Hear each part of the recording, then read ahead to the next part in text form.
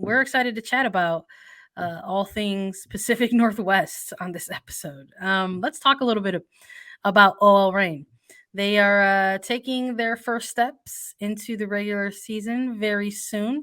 They've navigated an interesting offseason and had an interesting preseason.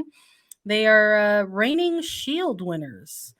Went ahead and snatched that Shield in 2022, a third all-time Shield winning team under head coach Laura Harvey, who is with the team still. This is technically her third consecutive year with OL Reign, but has been with this franchise for a very, very, very long time. Had briefly departed to spend some time with the national team and the senior women's national team program for the United States, but has also coached previously with Utah Royals. But Seattle is home for Laura Harvey, and she is going to get another run with this team in 2023. Some additions on the coaching staff side of things, because they said farewell to longtime assistant coach Sam Lady. He's now the head coach of Houston Dash.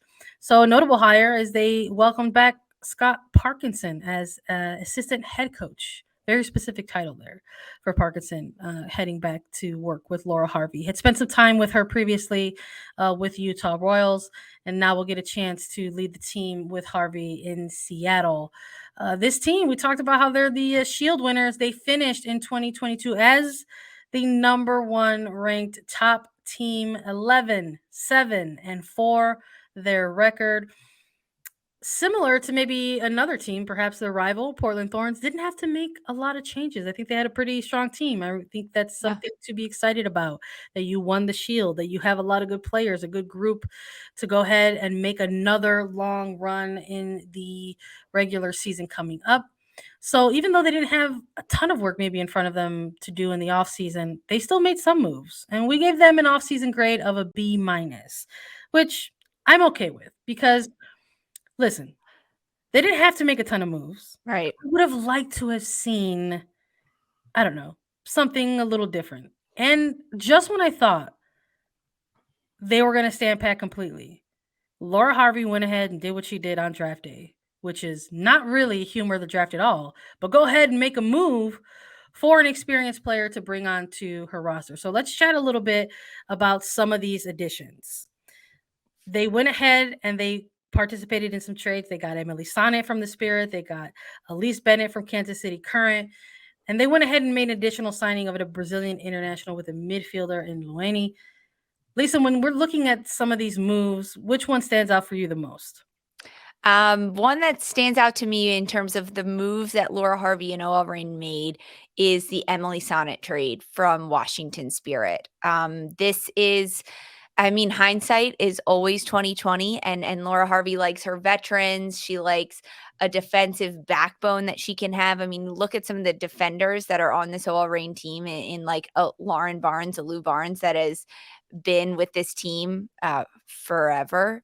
And that's what Laura Harvey likes, right? She wants players that are coming in that already have the experience, already know what it's like, have already seen success, have already seen some heartbreak, and that is an Emily Sonnet through and through. But I think it was maybe a bit more surprising because Washington then lost an Emily Sonnet. They lost a Kelly O'Hara and an Emily Sonnet. But I think in terms of the OL Reign viewpoint, and when I'm looking at it just from their perspective, it's a huge get to get Emily Sonnet to really shore up that back line that has some players, that have already really solidified themselves. I'm looking at a Lauren Barnes, a Sophia Huerta along that back line, and Alana Cook. But now you throw in an Emily Sonnet to that mix. That's like a top-notch World Cup winning back line. Yeah. Which is exactly what you want to see on this OL Reign team, because this is a team that we will talk about for the next 30 minutes about how close they have come to winning the NWSL Championship and then how they have fallen short every single time. And it is something that is so bitter in the mouth of someone like a Laura Harvey that has been with this team for so long, someone like a Lauren Barnes, like a Megan Rapinoe, a Jess Fishlock, that all they want is to win. And they've been runners up in 2014, 2015, making it all the way to the final and then falling short. They're coming off of a Shield winning season. The third time they did that, they also did it in 2014 and in 2015, then in 2022, but they have yet to raise the NWSL Championship trophy at the end of it all in November. And that's something that really the only thing that this team has their eyes on. And so getting someone like an Emily Sonnet to shore up that back line, I'm really pleased about it. And then an Elise Bennett trade from Kansas City. I'm really interested to see how this one develops because Bennett was a rookie for KC and had a breakout year last year, but also at a team and a club that utilized their rookies and didn't treat them like rookies, treated them like veterans and like really good soccer players like they are. And not every club does that. They treat them like rookies because they don't have that professional experience. They don't have the mindset. So that's something that I'm really interested to see how a Sonnet fits into this back line, who she kicks out of spot there, because I don't think if you're Emily Sonnet, you're not going from Washington to OL Reign to ride the bench. And then similarly to an Elise Bennett, how does Bennett fit into what Laura Harvey wants to do this year? But I mean, big gains considering OL Reign lost 0, essentially no one. I mean, maybe you consider somebody like Sam Lady a loss in terms of what he meant to the club and the franchise.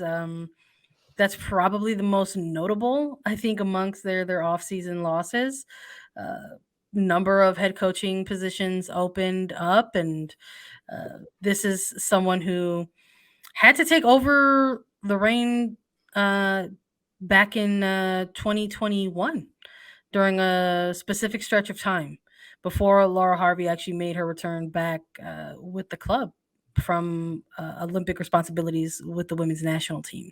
So we're talking about a very interesting time in Reign history where you've got a longtime head coach who knows the ins and outs of the clubs and the habits of his players, and they weren't exactly getting the results I think that people anticipated for the level of talent that was on the roster. And Sam Lady took over the team after the dismissal of Farid Ben Sidi at the time, and I think effectively turned this team around. Within the weeks long stretch of time, they started picking up results. Laura Harvey made her return. They made a run for the Shield even in 2021, Yep. but ended up just short there as well. So this was someone who was at this point in time, I think, on multiple clubs' radar in terms of a possible future head coach. So it's almost not too surprising that eventually he went on to take on a head coaching role, maybe an opportunity that he was looking for quite some time, and now he's got it with Houston Dash. So yeah, I think you could look at that as a significant loss for the team moving forward. But I think they've also, adjacent to that, they also made a really good hire in Scott Parkinson, someone who's going to come in and try to be a real players coach and help lead the team with Laura Harvey. I think that's honestly a bit of a like for like swap there between a Sam Lady and a Scott Parkinson, because they both have experience with Laura Harvey and coaching under her, next to her, experience in the NWSL. I think really a positive move for both sides, right? Sam Lady now gets to be a head coach at a Houston Dash club that made their playoffs for the first time ever in their club history last year. They've got a lot of good pieces that they've pulled together. I think that's a great move for Lady.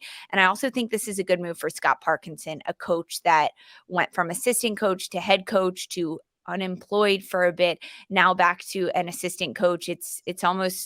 It's not a lateral move because he lost his head coaching position. So it is a step up to then go from unemployed to assistant coach. But I think that for Scott Parkinson, it's a really good role for where he can be right now, coaching alongside someone like Laura Harvey.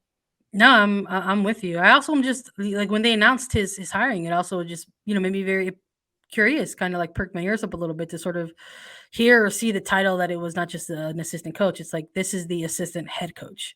So it's not just like first assistant coach or second assistant coach. It's like, okay, this is, we're issuing some interesting titles here in light of the addition of Parkinson.